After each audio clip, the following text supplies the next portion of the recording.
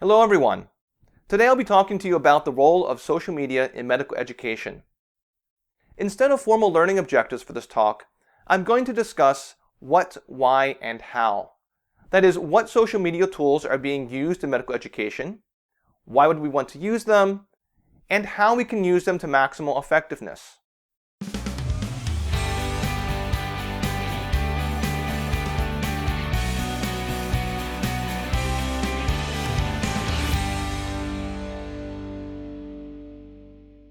I'm going to start with my story, and my apologies to those of you who have heard this before. If you had asked me 5 years ago as to whether we should be using social media in medical education, I would have said you must be joking. Social media is for silly cat videos, sharing gaming strategies, and reconnecting with old high school acquaintances that you really didn't even care too much about when you actually were in high school. And I think it's safe to say that my skepticism about social media as a serious academic endeavor was probably shared by all of my colleagues. However, in about July 2011, I received a simple request. Stanford's internal medicine residency program, for which I gave several noon conferences a year, asked if I could send them my slides. They wanted to post them to the residency's internal webpage so that residents who had missed my conferences could still have access to the same material as everyone else. The request initially seemed very reasonable, but the more I thought about it, the more ridiculous it was to think that a static slide deck could possibly substitute for the experience of being in a live conference. Therefore, I decided to make an incremental improvement to the slides by recording a narration and stitching them together into a video. Since the residency program did not have an obvious place to house such media at the time, I decided to put it up on YouTube. YouTube is universally familiar, easy to navigate, and has a comment section where people can post questions. So here is my first video, COPD exacerbations. At the time I posted it, I didn't really know what I was doing. The equipment and software I used was very rudimentary, and the sound and video quality were both terrible. But unexpectedly, not only did my residents watch these first videos, other people discovered them as well. As views accumulated, I got messages and emails from residents and students from other institutions, thanking me, asking questions, and even making requests for future topics. From this, I realized that YouTube actually has a huge potential as a platform for delivering free, open-access educational material. So I started making more videos with stepwise improvements in production quality, which attracted more views and subscribers, which then motivated me to make them even better. And some of the questions I was receiving were excellent and encouraged me to not just make the videos better, but also to better understand the medicine about which I was teaching. So I wasn't just sharing my own pre-existing knowledge, I was adding to it also. What this origin story shares with that of many other people involved in the intersection between social media and education is that I stumbled into this. My YouTube channel was not the result of a well-constructed 10-year career plan. It just happened. But the more involved I became, the more I realized the enormous, largely untapped potential that social media has in helping medical education continue to evolve during the 21st century. So speaking of evolution, sometimes I hear people lament the fact that formal education in the US hasn't changed in the last 100 years. And a smaller number talk as if social media will lead to this completely profound revolution in education. I don't think either are true.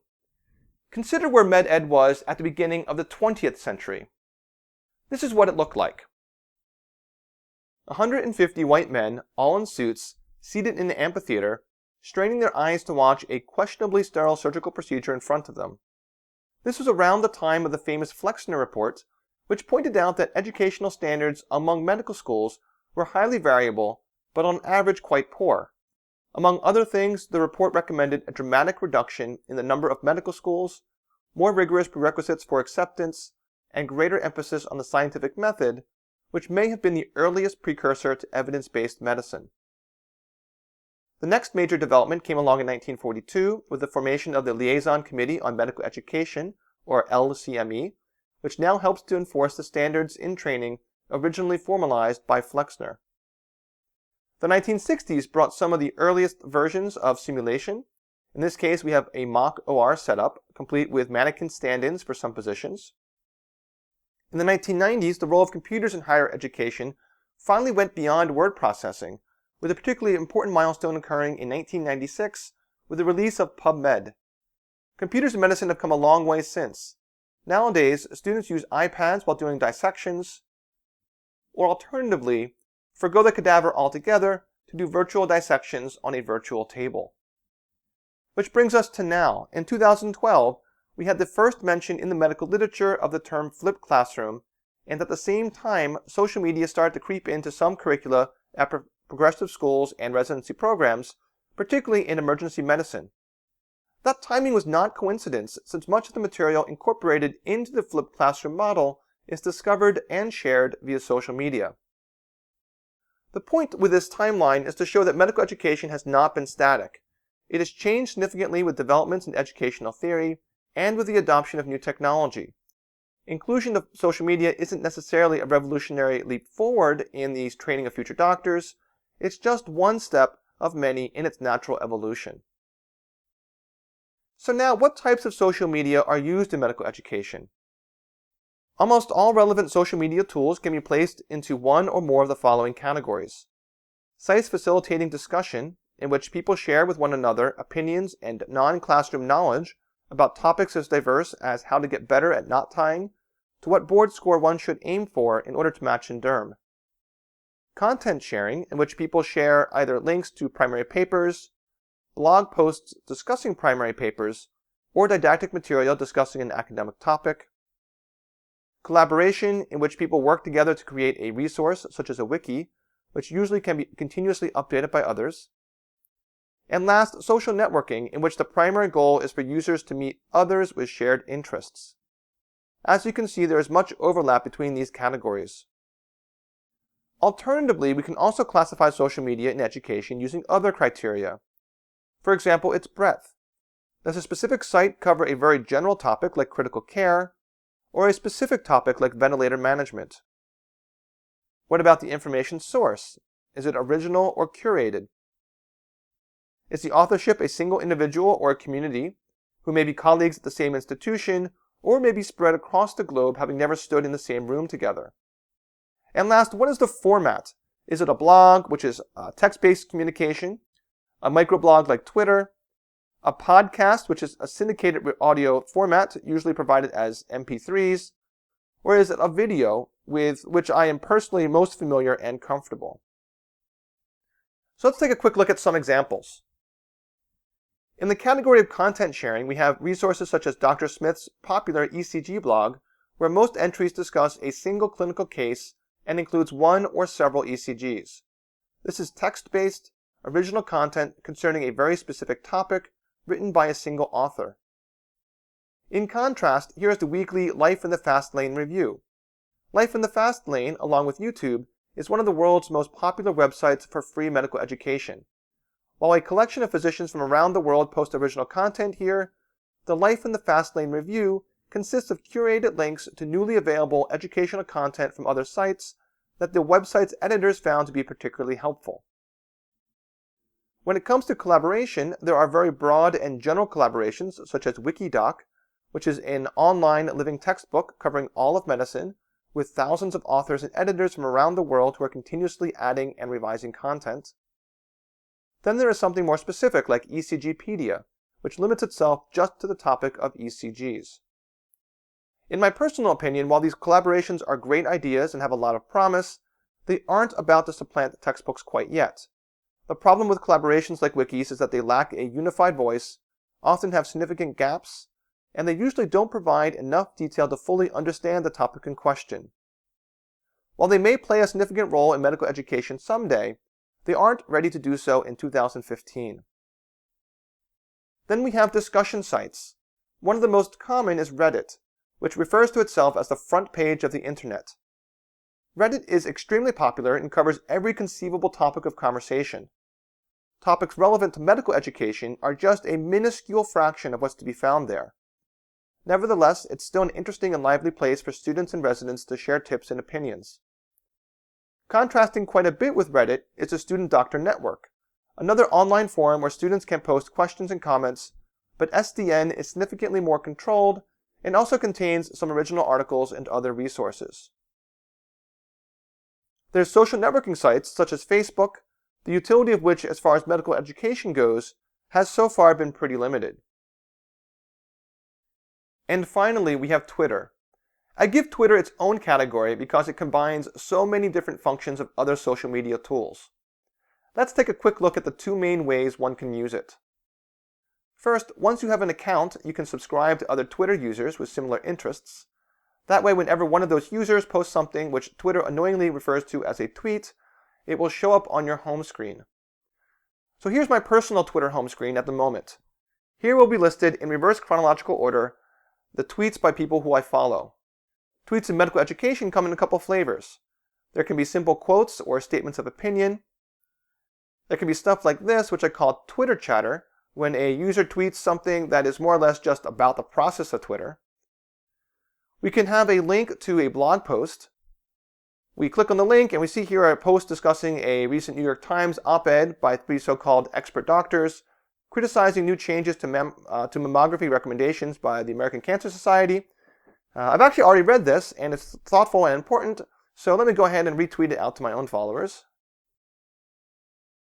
Here we have a self-promoting link to a video tweeted out by the reliable and entertaining Healthcare Triage. And here's a link to the Life in the Fast Lane review for this week, which I mentioned a few minutes ago. The other major way to use Twitter is to search for content by hashtag. When a user tweets something, they have the option of attaching one or more hashtags, which are an indexing system.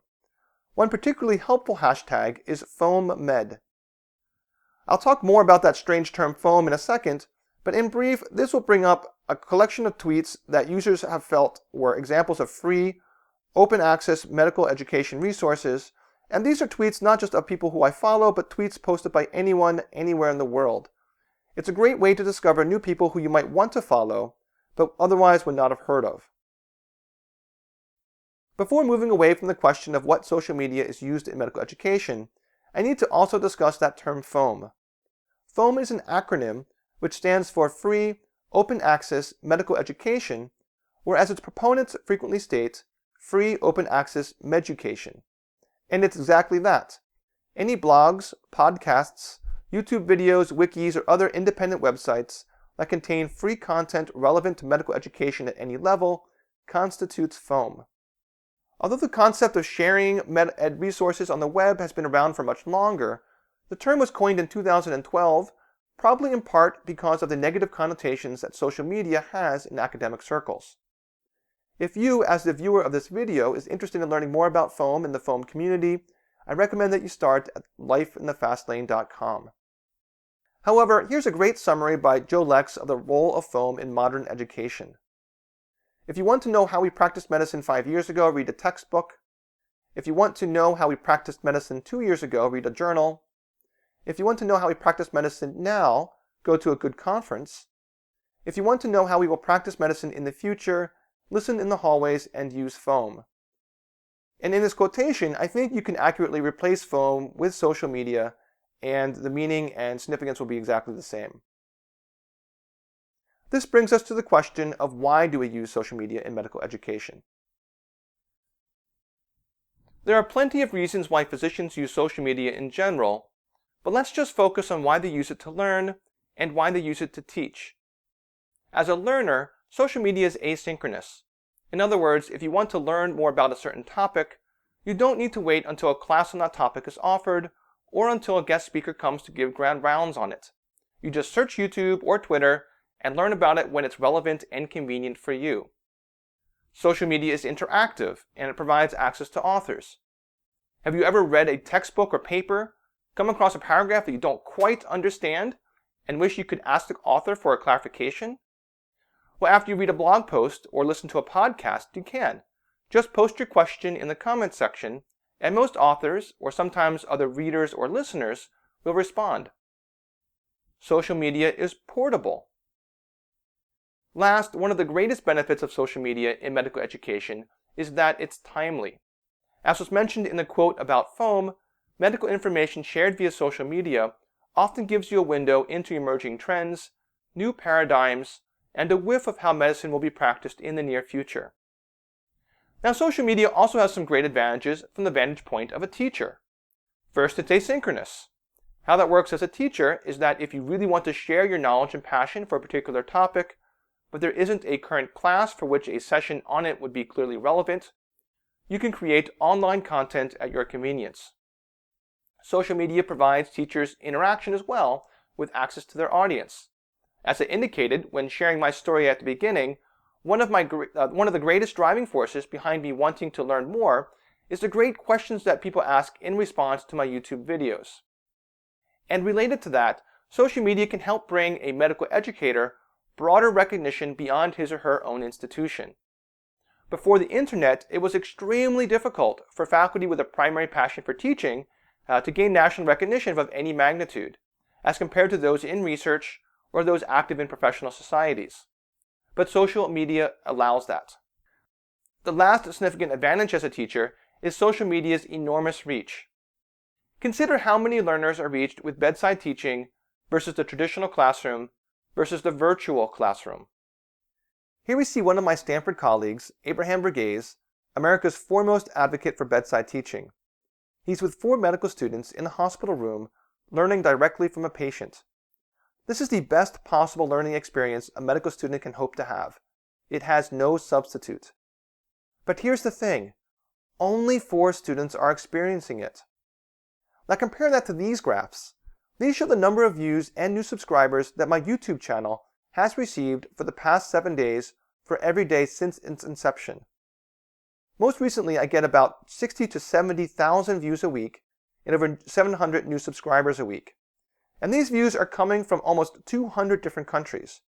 That is enormous reach, and I'm not even remotely the most successful person doing this kind of thing on YouTube. Now obviously, there is absolutely no comparison between the quality of experience that those 4 students are getting from Dr. Verghese and his patient, and the quality of experience someone gets from watching one of my videos. But if one's primary goal is to positively impact the greatest number of learners, there is no better way to do that than by creating original content and posting it in social media. I'm not comparing these and saying one is better or worse. They are only extreme ends of the trade-off between quality of experience and reach. So we've covered the what and the why of social media. Now let's discuss the how. How do we use social media in medical education? I'm going to talk about 3 examples which demonstrate the diverse ways in which medical schools and residencies are incorporating social media into their curricula. The first example is how I personally use social media in one of my own courses at Stanford. I lead a segment of physical diagnosis in our second-year doctoring course. Every 2 weeks, for an entire afternoon, students come to our simulation center where they see patients with known pathologic findings and examine them under direct faculty supervision. Each session has a specific theme, usually organ-specific, which is timed to coincide with the relevant material in their pathology and pathophysiology courses. So for example, when the students are in their endocrine block, we have some patients with either thyroid disease or complications of diabetes, and they get to examine them. As preparation for these sessions, I have substituted previously required readings with videos I posted to YouTube in which the relevant exam techniques and findings were reviewed. There are 4 major benefits to using YouTube for this. First, the videos can be watched at faster or slower speeds, depending on viewer preference. Second, questions can be posted as video comments, which is really nice, particularly if there is a question that a student is too embarrassed to ask in person or via email.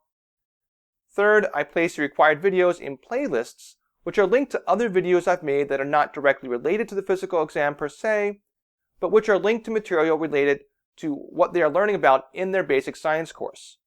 So for example, on Endocrine Week, they were asked to watch this 20-minute video on the thyroid exam and physical diagnosis of thyroid disease, and in the upper right corner there's a link to a video of similar format that discusses the physiology of the thyroid and how to interpret thyroid function tests.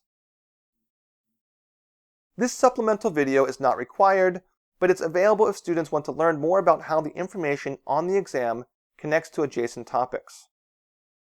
The final benefit to housing the videos on YouTube is that in the lower right corner, you can see videos that YouTube has recommended for the viewer based on its own algorithms that determine what videos from other channels have similar content. So after viewing my video that demonstrates my approach to the thyroid exam, they can see how others might approach it.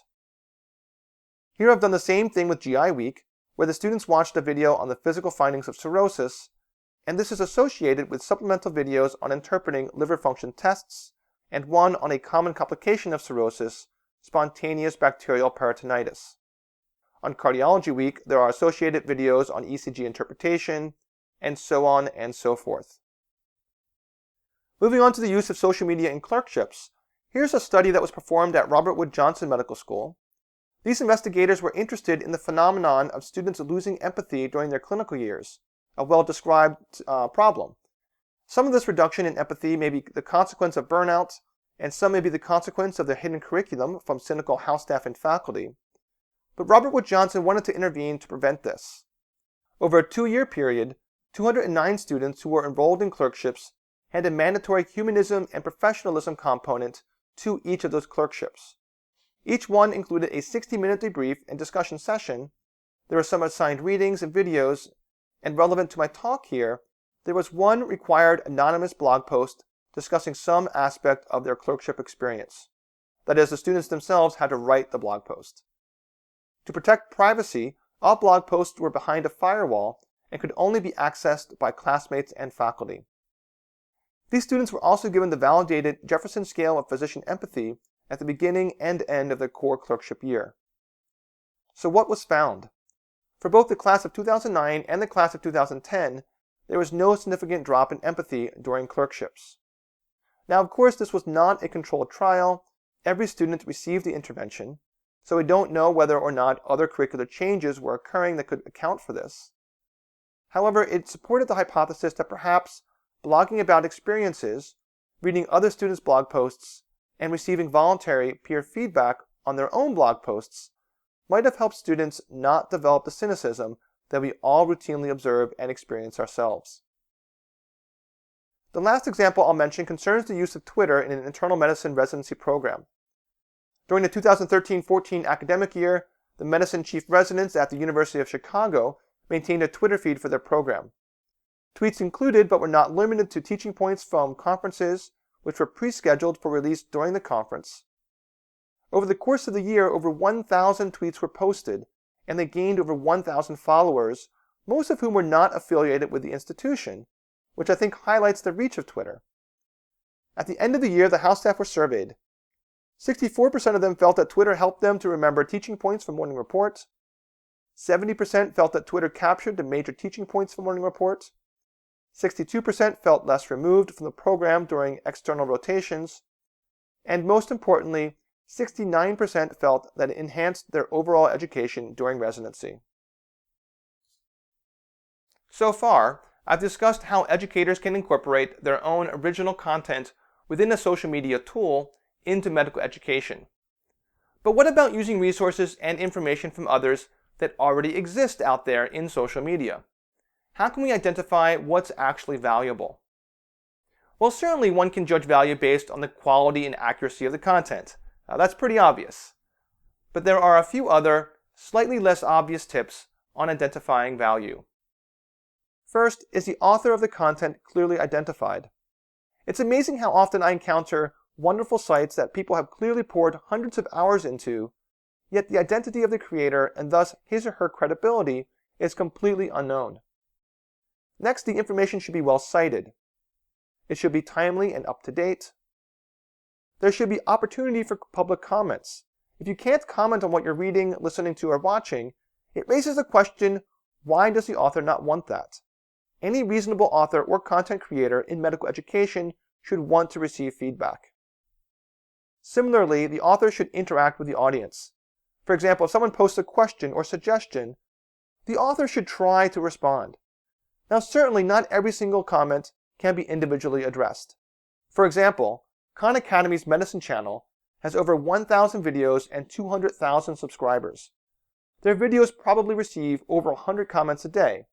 There is no way that Rishi Desai, the pediatrician who administers that channel, could possibly respond to every single one. Even my channel has more comments than I can respond to. But you want to see that the author, even for the most popular resources, still makes an appearance in the comments section once in a while.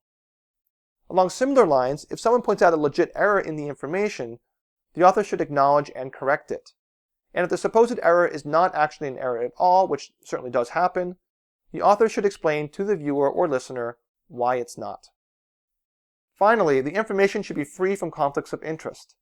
If you come across a blog post that discusses the wonders of novel oral anticoagulants, yet there is a big clickable ad for dabigatran on the page, that should be a big red flag.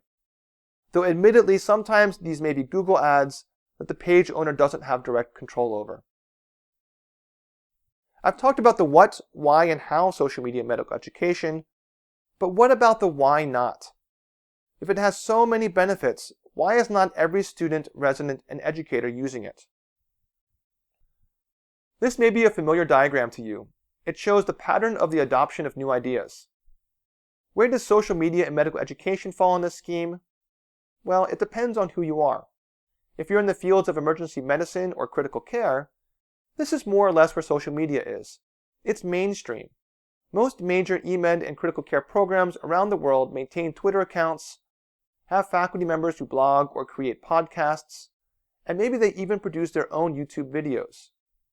However, for other specialties, such as internal medicine or for medical schools in general, this is where social media as a curricular tool currently falls. Only a relatively small handful of programs are using it, and for the most part, when they do, it's not necessarily institutionally supported. For example, at Stanford, as I discussed, I use YouTube in my physical diagnosis course.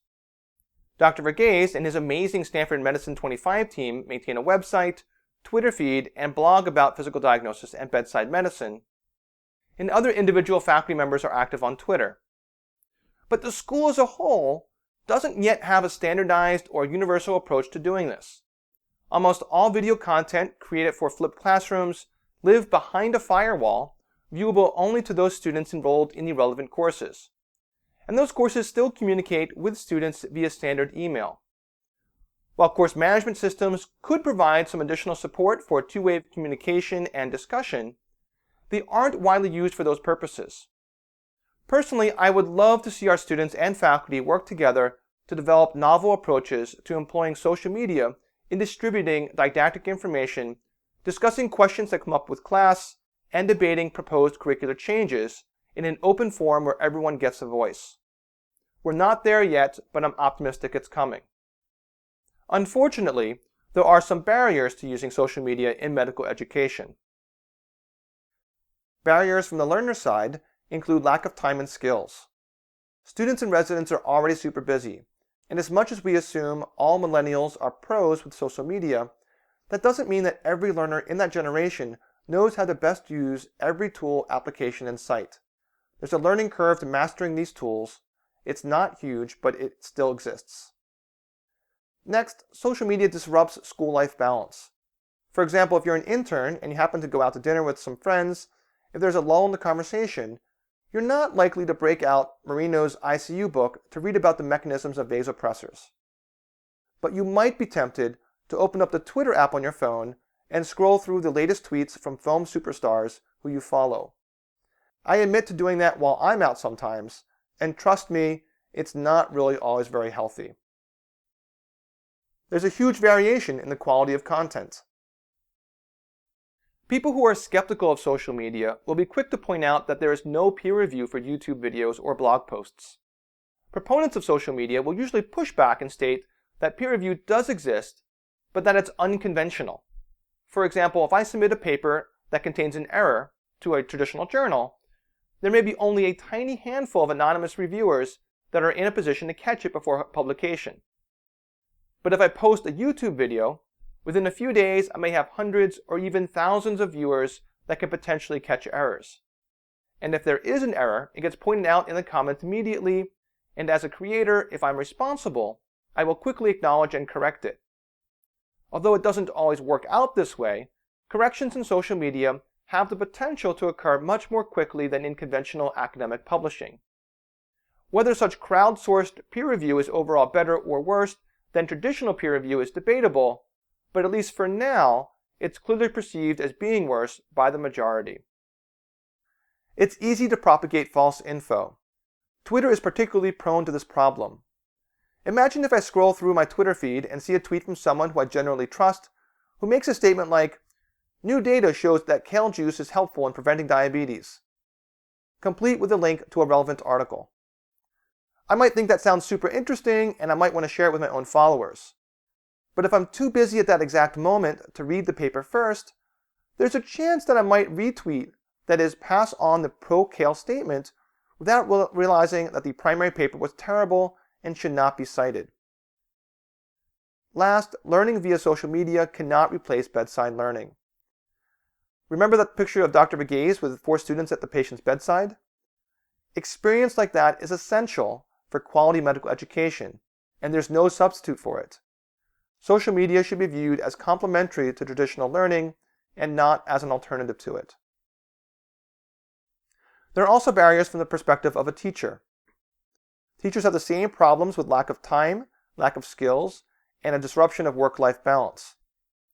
There's also this perception of limited professional benefit. There's a debate in the foam world as to how an institution should weigh the social media activities of its faculty when considering academic promotion. For example, which should it value more? A faculty member who publishes a couple papers a year in modest journals with limited readership, or a faculty member with an active blog and 10,000 Twitter followers? Some academic centers don't consider the latter at all. There's no formal value given to that contribution, despite the fact that it may be much greater by any reasonable measure than a handful of articles few people will read. I think that's changing, but for those active in social media, there's a long way to go. Another barrier is copyright and privacy issues. When an author submits a review paper to a journal, they don't always need to personally worry about securing permissions to use certain pre-existing diagrams or other people's data. The journal, or perhaps your own lab assistant, will help you out with that. But when you publish your own material on YouTube or on a personal website, that responsibility becomes yours. You need to learn all about Creative Commons licenses and what really constitutes fair use. Privacy issues are similar. After submitting a case report for formal publication, if there's any hint of identifiable personal information that snuck into your submission, the reviewers and editors will almost certainly catch it. But when there are no reviewers or editors, you have no safety net, and even one unintentional slip-up with patient privacy can have a huge impact on a career. In addition, the standards for protection of privacy are not necessarily the same between publishing case reports in an academic journal and posting something on social media. While it's all theoretically accessible to the public, the degree of accessibility is clearly not the same, and that needs to be considered. Finally, also as a teacher, use of social media cannot replace the bedside experience. Those of us who love teaching typically value face-to-face interactions much more than virtual online ones. That's not to say that our time on YouTube and Twitter and blogs and discussion forums aren't satisfying. They are, but just not necessarily to the same degree. So this has been a long talk, and there's been a lot of information. Thanks for sticking with me through to the end. I'll conclude here with 10 quick tips on the effective use of social media in med ed. First, before anything else, reflect upon your personal goals for using social media and choose those tools which are best matched to those goals.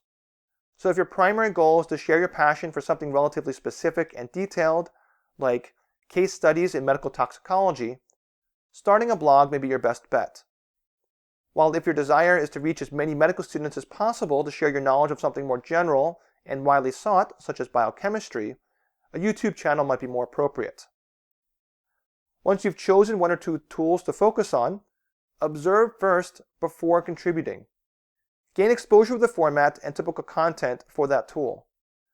Material that might seem appropriate for a YouTube video does not necessarily always translate well as a podcast, and discussion that is commonplace on Reddit might get quickly flagged on Kevin MD. Don't be anonymous. There are many reasons to be anonymous when using social media in general, but if you're using it as a medical professional, there really is no legitimate argument to routinely hiding your identity.